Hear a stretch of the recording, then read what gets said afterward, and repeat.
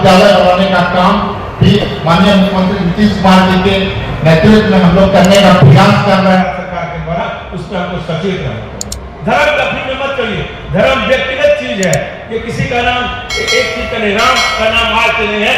राम का नाम तो हजारों साल से कि मैं 2 करोड़ नौकरी हर साल लोगों को दूंगा। आप बता दीजिए 18 क्या 20 करोड़ नौकरियां होनी थी, 20 लाख नौकरी नहीं थी। लोग डूबते हैं तो समंदर को दोष देते हैं। लोग डूबते हैं तो समंदर को दोष देते हैं। मंजिल नहीं मिलती तो मुकद्दर को दोष देते हैं। लोग डूबते हैं तो समंदर को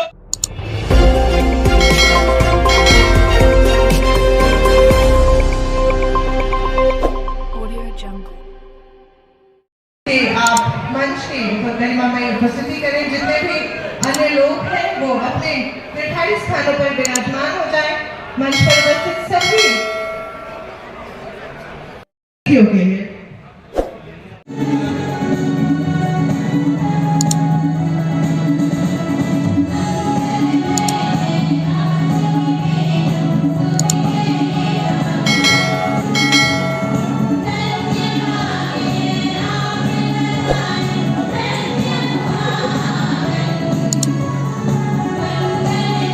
भुदेव चौधरी जी को, जो कि विधायक है धौलैया के, विधायक जी के लिए जोरदार तालियों का आगाज करके सम्मानित कर रहे हैं आपको बच्चों से। और तालियों की आवाज मैं चाहूंगी आप सभी की ओर से स्मृति चिन्ह प्रदान कर रहे हैं भुदेव चौधरी जी को। माननीय विधायक बेलहर श्री मनोज यादव जी को हम सम्मानित कर रहे हैं। माधव कुमार सिंह जी से निवेदन कर रहे हैं अपर समाहर्ता महोदय से कि वो मनोज कुमार यादव जी को, बेलहर के जो विधायक हैं, उन्हें पौधा स्वरूप भेंट कर रहे हैं। हम सम्मानित करते समय बाबा की ओर से तालियों की आवाज बिल्कुल आनी चाहिए। अंगवस्त्र प्रदान कर रहे हैं माधव कुमार सिंह जी, यहाँ पर सम्मानित कर रहे हैं विधायक जी श्री मनोज यादव, माननीय विधायक बेलहर श्री मनोज यादव जी को। और स्मृति चिन्ह प्रदान कर रहे हैं वंदना महोत्सव 2024 के इस शुभ घड़ी में। साथ ही हम अपर समाहर्ता महोदय से निवेदन करना चाहेंगे कि प्रखंड प्रमुख बॉसी श्री बिरसा सुरेश जी को सम्मानित कर भाव विभोर करें। मंदार महोत्सव 2024 में सर्वप्रथम हम पौधा भेंट कर रहे हैं जल निगम हरियाली के रूप में। उनके जीवन के सुखद क्षणों में मंदार महोत्सव में अंगवस्त्र प्रदान कर रहे हैं। साथ ही मंदार महोत्सव के एक खूबसूरत सी स्मृति चिन्ह प्रदान कर रहे हैं। मंदार महोत्सव 2024 के इस उद्घाटन सत्र में बहुत बहुत धन्यवाद अपर समाहर्ता महोदय का। नगर अध्यक्ष बॉसी को हम सम्मानित करना चाहेंगे सत्येंद्र जी से। और अपर समाहर्ता महोदय से निवेदन है कि पौधा स्वरूप भेंट करें, अंगवस्त्र प्रदान करें हमारे अपर समाहर्ता महोदय। और स्मृति चिन्ह प्रदान कर रहे हैं प्राप्त करती हुई हमारी श्रीमती कोमल भारती जी, नगर पंचायत बॉसी। जोरदार तालियों से स्वागत करें हमारे सभी गणमान्य उपस्थिति गणमान्य अतिथियों का। और अब हम सभी स्वागत गीत की ओर मैं निवेदन करना चाहूंगी मंच पर।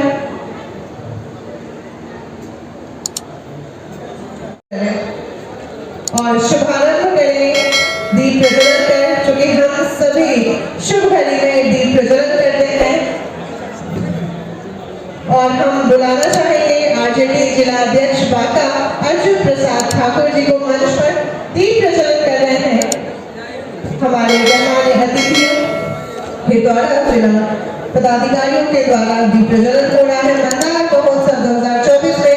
और इस अद्भुत क्षण में आप सभी की ओर से तालियों की आवाज चाहूंगी।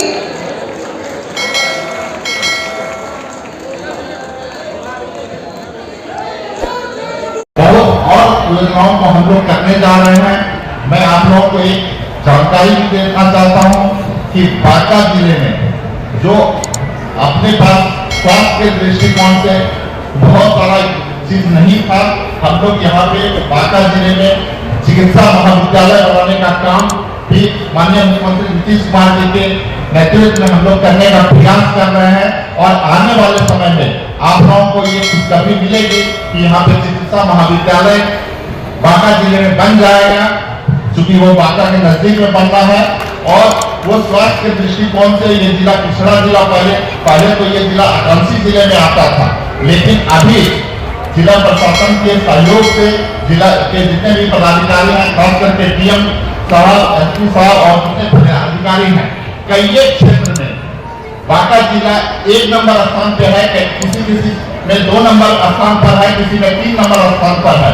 तो बिहार के अन्य जिलों के बनिस्पत बांका जिला काफी तेजी से विकसित हो रहा है, काफी तेजी से उन्नति कर रहा है। मेरी शुभकामना है और हम लोगों का सभी जनप्रतिनिधियों का सहयोग जिला प्रशासन के साथ में रहता है।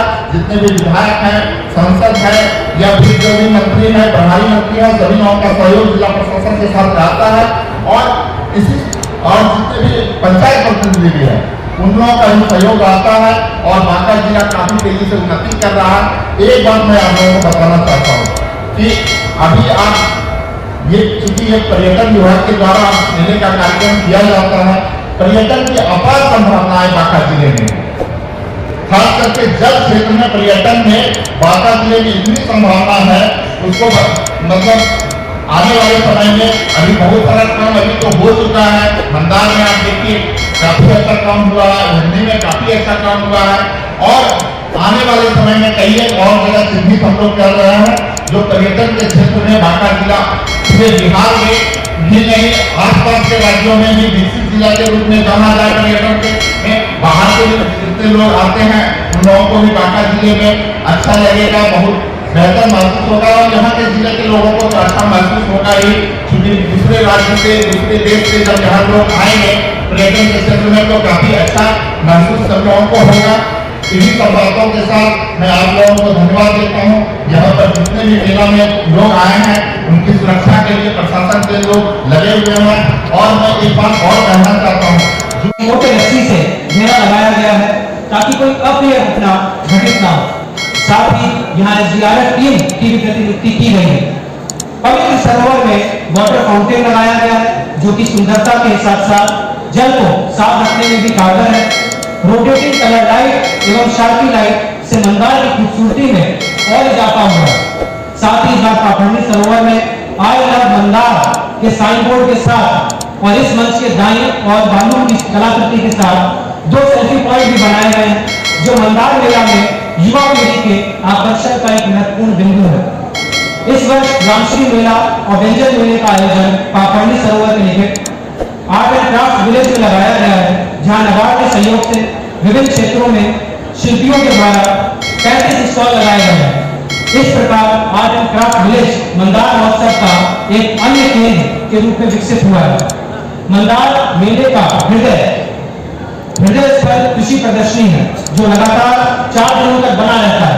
यह विशेष रूप से किसानों के लिए आकर्षण का केंद्र है, जो उस मेले के विशिष्ट स्वरूप प्रदान करता है। कृषि प्रदर्शनी मेजबान कृषि विभाग, आत्मा, उद्यान सहित कृषि विभाग के अन्य विभागों के द्वारा कृषि की नई तकनीकों की जानकारी हेतु कई स्टॉल लगाए गए हैं। किसानों को प्रोत्साहित करने हेतु सामुदायिक नलकूप योजना द्वारा सिंचाई, रेशम के पालन, मशरूम उत्पादन के साथ साथ सुगंधित औषधीय पौधों भी लगाए गए हैं। इस प्रदर्शनी में बांका जिले के किसान स्वयं द्वारा उत्पादित फसलों को प्रदर्शन भी करते हैं, जिसमें उच्च दर्जे के प्रदर्शन करने वाले किसानों को पुरस्कृत भी किया जाता है। इस प्रदर्शनी में मत्स्य पशुपालन, भूमि संरक्षण विभाग के स्टॉल और प्रदर्शनी भी लगाए गए हैं। साथ ही इस प्रदर्शनी में अनुदान पर किसानों को कृषि यंत्र भी मुहैया कराया जा रहा है। महोत्सव में सांस्कृतिक कार्यक्रम के अंतर्गत प्रथम दिन लोकप्रिय बॉलीवुड पार्श्व गायिका श्रीमती माधुश्री जी तथा मिक्स बैंड को आमंत्रित किया गया है, जबकि तीसरे दिन लोकप्रिय बॉलीवुड पार्श्व गायक सलमान अली जी को आमंत्रित किया गया है। स्थानीय कलाकारों को प्रोत्साहन देने के उद्देश्य से दिनांक 15 जनवरी को स्थानीय कलाकारों को आमंत्रित किया गया है। इसके अतिरिक्त प्रत्येक दिन जिले के बच्चों के द्वारा गणेश वंदना, सांस्कृतिक कार्यक्रम, साइंस ड्रामा आदि कार्यक्रमों को भी प्रस्तुत किया गया है। इस बार बॉसी के लाल मशहूर निर्देशक डॉक्टर इकबाल दुमानी को भी विशेष रूप से आमंत्रित किया गया है। इस महोत्सव में रेल मैदान बॉसी में बड़े पैमाने पर मंदार महोत्सव खेल प्रतियोगिता 2024 का आयोजन किया जा रहा है। यह प्रतियोगिता दिनांक 7 जनवरी को आरंभ हुई है और 16 जनवरी तक चलेगी। इसके अंतर्गत अन्य खेलों के अतिरिक्त फुटबॉल और क्रिकेट टूर्नामेंट का भी सीएनटी मैदान में बड़े पैमाने पर आयोजन किया जा रहा है। इसके अतिरिक्त इस बार पतंगबाजी, तीरंदाजी, वॉलीबॉल, जूडो, कराटे, कबड्डी, कुश्ती इत्यादि खेल भी शामिल किए गए हैं। इसके अंतर्गत विजेता टीम दिनांक 17 जनवरी को पुरस्कार एवं प्रशस्ति पत्र प्रदान किया जाएगा। पहली बार युवाओं को प्रोत्साहित करने के लिए मंदार रील कॉम्पिटिशन की प्रतियोगिता का भी आयोजन किया जा रहा है, जिसमें सबसे अच्छे रील बनाने वाले व्यक्ति को प्रशस्ति पत्र तथा नकद इनाम भी दिया जाएगा। इसकी घोषणा 17 जनवरी को इसी मंच से की गई है। इस प्रकार इस महोत्सव और मेले में पुरातन एवं नूतन दोनों प्रकार के कार्यक्रमों में संगठन के द्वारा इस वर्ष आकर्षक स्वरूप प्रदान करने का प्रयास किया गया है। श्रद्धालुओं एवं आगंतुकों की सुरक्षा, सहायता एवं सहयोग की दृष्टि से सभी प्रमुख स्थानों पर दंडाधिकारियों, पुलिस पदाधिकारियों तथा पुलिस बल की प्रतिनियुक्ति की गई है। पाखंडी सरोवर तथा मेले क्षेत्र दोनों ही जगह पर नियंत्रण कक्ष की स्थापना की गई है, जो 24 घंटे कार्यरत रहेगा। पार्किंग क्षेत्र निर्धारित किए गए हैं। पैदल गश्ती, जीप गश्ती, वॉच टावर आदि की व्यवस्था की गई है, ताकि असामाजिक तत्वों पर नियंत्रण रखा जा सके। मेले में आने वाले आप सभी आगंतुकों एवं भाइयों बहनों से जिला प्रशासन बांका यह आग्रह करता है कि इस मेले की परंपरा और प्रतिष्ठा को ध्यान में रखते हुए शांतिपूर्वक और आपसी सद्भाव के साथ मेले का आनंद लें और इस बार इस अवसर का गौरव प्रदान करें। एक बार मैं पुनः सभी गणमान्य अतिथियों का अभिनंदन करते हुए मंदार महोत्सव 2024 के उद्घाटन कार्यक्रम को अपनी उपस्थिति में से गंगा प्रदान करने के लिए अपना सम्मान प्रकट करता हूँ। जय बिहार, जय मधुसूदन। सफल होगा। मैं ज्यादा कोई बात करना नहीं चाहता हूं। मुझको तो कभी कभी याद आता है कि लोग डूबते हैं तो समंदर को दोष देते हैं। लोग डूबते हैं तो समंदर को दोष देते हैं। मंजिल नहीं मिलती तो मुकद्दर को दोष देते हैं। लोग डूबते हैं तो समंदर को दोष देते हैं। मंजिल नहीं मिलती तो मुकद्दर को दोष देते हैं। अरे खुद तो संभल कर चलते नहीं आलो, ठेस लगती है तो पत्थर को दोष देते हैं। इसलिए की दूरी है, नेपाल से लोग आते हैं, यूपी से लोग आते हैं, बंगाल से लोग आते हैं। तो हम लोग का प्रयास है कि हम लोग बांका जिला को पर्यटक में जितना ज्यादा से ज्यादा काम कर सके, क्योंकि पर्यटक तभी हम लोग बढ़ा पाएंगे जब तक यहाँ पर्यटक लोग 1 से 2 दिन आके रुकेंगे नहीं। 1-2 दिन आके रुकने का मतलब है कि कम से कम 4-5 पॉइंट ऐसा पॉइंट बने जिला में, जो कि लोग यहाँ से कुछ समय बिताए, कुछ समय वहां बिताए। अगर एक रात को रुकेंगे तो निश्चित रूप से बांका का डेवलप होगा। यही संकल्प के साथ पुनः भारत सरकार चाहती है कि तुम प्राइवेट स्कूल में पढ़ो, जनता कहती है सरकारी स्कूल में पढ़ना चाहते हैं। भारत सरकार कहती है कि तुम प्राइवेट अस्पताल में जाओ, जनता कहती है कि सरकारी अस्पताल चाहिए। ये चित्र बदल दिया गया है भारत सरकार के द्वारा। राज्य सरकार इस कामों में मजबूती से अपना काम कर रही है। आज पीएमसीएच को देख लीजिए या मायागंज अस्पताल को देख लीजिए, दिन रात काम हो रहा है। राष्ट्रीय शिक्षा नीति जो भारत सरकार ने लाया है, गरीब इस राज्य का ऊपर नहीं सकेगा। इस राज्य का क्या, इस देश का नहीं पढ़ सकेगा, क्योंकि इतनी महंगी शिक्षा हो जाएगी प्राइवेट स्कूलों में, आपके अप्रोच से, गरीबों के अप्रोच से बाहर हो जाएगा। ये तो आपको समझना पड़ेगा। लेकिन धर्म का फीम जो खिलाया जा रहा है भारत सरकार के द्वारा, उस पर आपको सचेत रहना पड़ेगा। धर्म का फीम मत करिए। धर्म व्यक्तिगत चीज है। ये किसी का नाम, एक चीज का नहीं, राम का नाम आज से नहीं है। राम का नाम तो हजारों साल से इस देश में चला रहा है, उसको बदल भी नहीं सकता। मरने के वक्त जब लोग मरता है, अंत में कहा जाता है कि राम नाम सत्य था। उसमें न कोई पार्टी थी, न कोई दल था, न कोई ये देश था। इस देश में हजारों साल से कोई पार्टी चली आ रही है। इसको एक दल और एक आरएसएस कब्जा करना चाहता है, जो गलत था। हमारे देश के सम्मानित प्रधानमंत्री उन्होंने कहा था कि मैं 2 करोड़ नौकरी हर साल लोगों को दूंगा। आप बता दीजिए, 18 का 20 करोड़ नौकरियां होनी थी, 20 लाख नौकरी नहीं दिया। हमारे माननीय मुख्यमंत्री नीतीश कुमार जी ने कहा मैं 10 लाख नौकरी दूंगा। 10 लाख 7.5 लाख दे चुका है। 10 लाख को रोजगार दूंगा, 5 लाख को रोजगार भी दे चुका है। ये हमारा मुख्यमंत्री का काम। सपोर्ट का बात नहीं, ये आपको समझना पड़ेगा। अब क्या कहता है कि सनातन धर्म किसी का है, हमारा भी है, उसका भी है। धर्म व्यक्तिगत चीज है। भारत के संविधान में धर्मनिरपेक्ष शब्द लिखा हुआ, आप उस धर्मनिरपेक्ष शब्द को हटा नहीं सकते। ये सेक्युलर देश है, ये कोई धार्मिक देश नहीं है। ये आपको समझना पड़ेगा। जो जागरूक जनता को समझना, बड़े बड़े आयोजन किए जाते, लाखों हजारों करोड़ रुपया खर्च किया जा रहा है, और लेकिन शिक्षा के स्तर पर कोई खर्च नहीं। एक भी भारत सरकार इस 10 वर्षों में एक योजना का नाम नहीं बता सकती है जो गरीबों को फायदा हो। आप जानते हैं, आज जवाहर नवोदय विद्यालय देखिए, कितने गरीब लोग पढ़ रहे हैं। केंद्रीय विद्यालय देखिए, कितने गरीब। ये सब पूर्ववर्ती सरकारों की देन।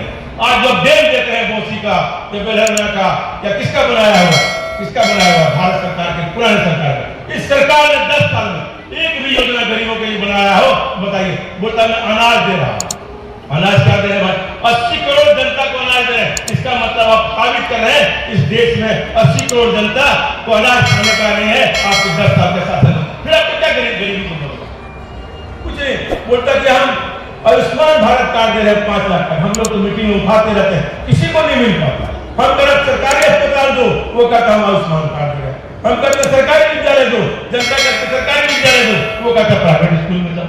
ये जो नैरेटिव बदल दिया गया, जो मीडिया के द्वारा इस देश में जो मीडिया हाउस है, तो आप लोग ने तो बड़े मीडिया हाउस है, दिन रात यही काम दिखाते रहता है। इसलिए जनता जो इस देश की है, इस राज्य की है, उसको जागना पड़ेगा, आगे आना पड़ेगा। नहीं, आने वाली जो पीढ़ी है, जो इतिहास है, हम लोग इस देश के जो जनप्रतिनिधि है और जो जनता, उसको माफ करना पड़ेगा। वो चाहता है इसी प्रकार से आप इन चीजों में फंस जाइए कि आप सही मुद्दा।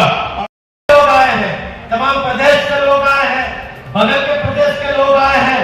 आप सभी लोगों का मतदान महोत्सव में हम स्वागत करते हैं, हार्दिक अभिनंदन करते हैं। और साथ ही साथ इस मेले में खास करके जो हमारे ग्रामीण भाई बहन हैं, जो मजदूर हैं, उनके लिए भी कई सरकार के द्वारा भी चलाई जा रही है, विभिन्न योजनाएं चलाई जा रही है। उसका फायदा